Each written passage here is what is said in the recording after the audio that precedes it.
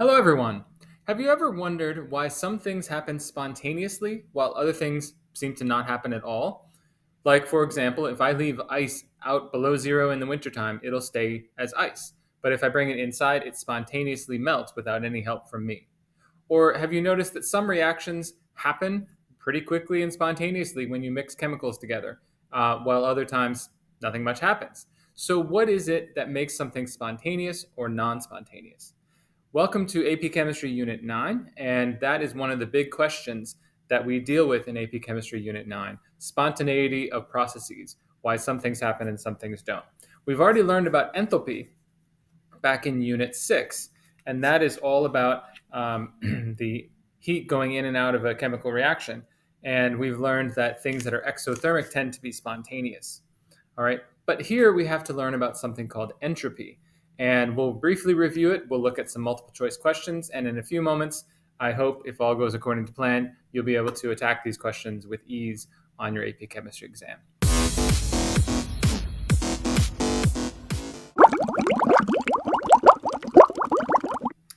First, let's briefly review what entropy is. And I'm going to keep it simple here at the risk of offending people. You could spend your life studying entropy and going down all kinds of rabbit holes and getting into the nitty gritty specifics. I'm keeping it general here because I want you to be able to study for your AP Chemistry exam and do well on those questions. So we're going to go with this definition. Entropy is a measure of the disorder of the energy of a system. All right, energy kind of spreading out, becoming more random, more chaotic, more distributed, I guess you could say. Entropy increases when energy is dispersed. And because we're talking about energy dispersal and molecules dispersing, entropy actually has units of joules per Kelvin or joules per Kelvin mole. Theoretically, the only thing with zero entropy would be a solid at 0 Kelvin, which would have zero motion, zero heat, and all of that. That doesn't. You're not likely going to see that at all. So we're going to go on from that. But because it's measurable, each substance has its own unique standard molar entropy values, and these are given at 298 kelvins. And so you can look down a list like this. There's whole tables of these on the internet or in your textbook.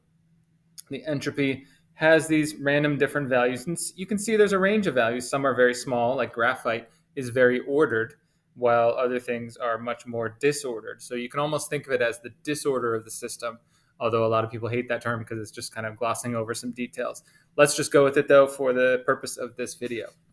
All right, and if you have standard molar entropy values, just a quick side note, you can calculate the delta S for a process using Hess's law, essentially, very similar to what we would do for delta H or delta G.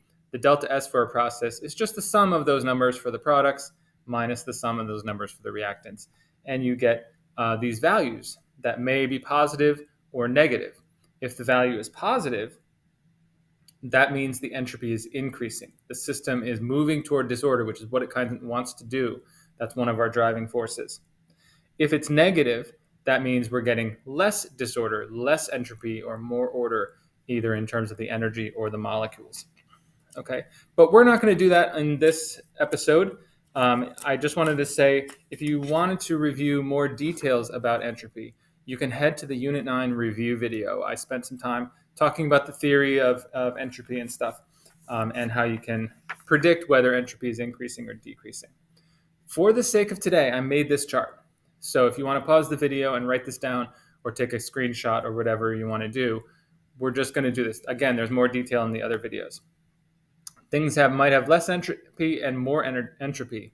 And you're going to be asked questions. Which process increases entropy or decreases entropy? And we need to know this.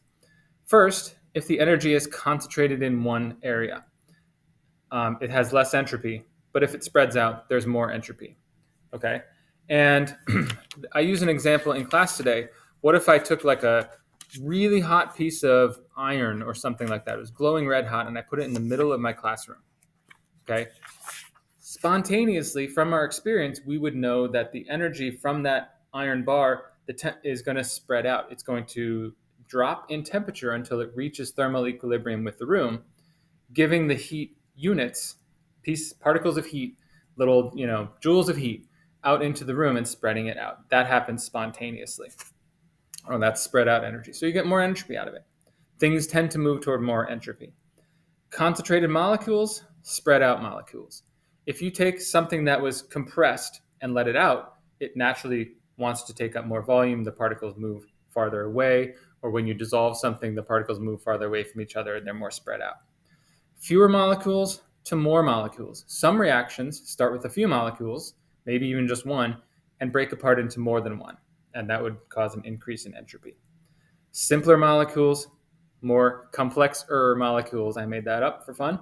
Complex-er, more molecular complexity. You get more possible variations in the molecule, and that's more disorder. Low temperature, high temperature. High temperature molecules are whizzing around a lot faster, doing their things. And when you go from a solid to a liquid, or a liquid to a gas, or a solid to a gas, the molecules become less ordered and more random. And so you get more entropy that way. Now let's get into some questions. I promised you a few questions and a few pause the video moments, and so here we go. Take a look at this one. This is similar to something you're likely to see on your AP exam. Of the following reactions, which involves the largest decrease in entropy? So decrease in entropy, we're getting more ordered.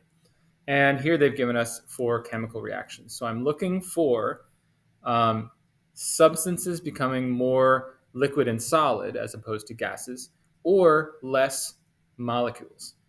Either one of those could exist or both could exist. So let's check it out. Here we have the solid becoming 2 things, a solid and a gas. So I'm producing a gas, that might not be it.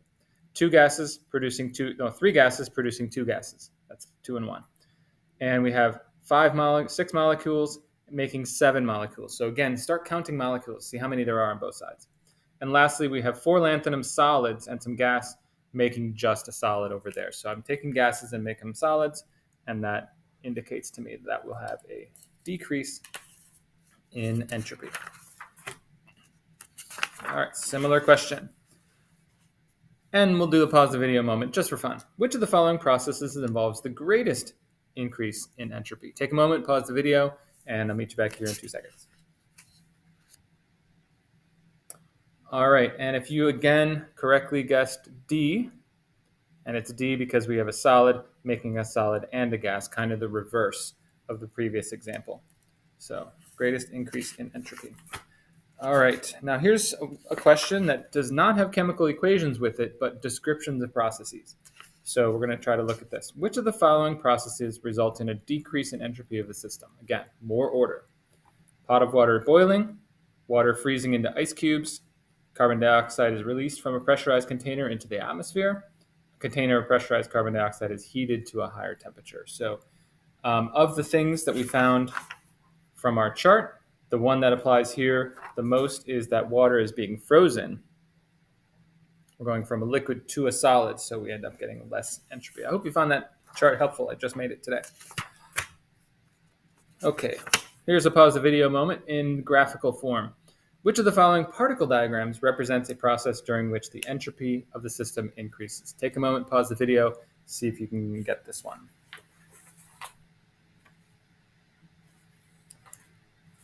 Great.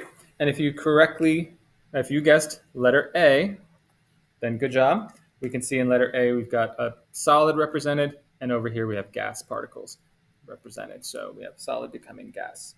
Next, we have some questions that are similar in concept, but phrased slightly differently. So check it out. Which of the following equations represent a reaction with a negative delta S? So we have to interpret negative delta S as being less entropy and more ordered at the end. So that's how we interpret that. But again, the idea is the same. And as I'm looking through this list of 4 chemical equations, if you want to pause and take a look at them all, I'm finding that here in letter A, we're taking 3 gas molecules and making 2 gas molecules. And that, to me, will tell me a negative delta S. I can check the other 3, but I don't need to on that one. All right, let's try this one. In which of the following processes will delta S be negative? So again, we're asking more order, less disorder, less entropy. So we've got a liquid making a gas, nope. Solid making a liquid, nope. Solid making a gas, nope. And then we have gas, liquid. That's the only one going in the other direction, and that means that letter D, we're getting more ordered on that one. All right, quick pause the video moment. Very similar question. Which of the following will likely have a negative delta S? See how many times these questions come up? Take a moment, pause the video, and see if you can guess which one will have the negative delta S. All right, and if you guessed A, congratulations. We had 3 and 4 gas molecules becoming 2 gas molecules, so less molecules on the right. And finally, let's do this one. For which of the following processes would delta S have a negative value? So they love the negative value thingies here. So we have 3 reactions to choose from and then choices of those 3 reactions. So for fun, pause the video one more time and see if you can get this one. Okay, and if you guessed letter D, then congratulations on that one. Again, we're going for more order or less entropy. So 3 ions becoming 1 solid, 2 gas molecules becoming 1 gas molecule. Both are dropping entropy. This one we have a solid making a solid and a gas. So gas production is usually not a negative entropy type of thing. So there we have it. Finally, because you might see a question like this, I thought I'd throw it in at the end because it's pretty important. A cube of ice is added to some hot water in a rigid insulated container. Okay, gotta imagine that. Which is then sealed. There is no heat exchange with the surroundings. Highly unlikely, but we're gonna go with it. What has happened to the total energy and the total entropy when the system reaches equilibrium? So we have energy remaining constant or changing, entropy remaining constant or changing. And if you look over a list like this, it might be difficult, but this is getting at something called the second law of thermodynamics. Let's put it up here. Okay. And what it says is that in any spontaneous process, so the ice is going to melt in the warm water, that's spontaneous. There is always an increase in the entropy of the universe. So entropy loves to increase, right, in the spontaneous process. The total energy is constant, but entropy is always increasing. So we're going to say, as we look at a list like this, that was a quick overview. Again, you can get into a lot of detail with that. And check out my review video for more concepts. I'm looking for things, well, I know that no heat loss to the surroundings, so energy has to remain constant. So it has to be A, B, or C, not D. But we have constant, decreases, and increases. If it's spontaneous, and it is, the entropy should be increasing overall. All right, and the total energy and total entropy. And that's the entropy of the universe. We're talking about maybe there might be a localized decrease in entropy in some cases, but overall, the entropy of the universe is going to increase. And so that is letter C.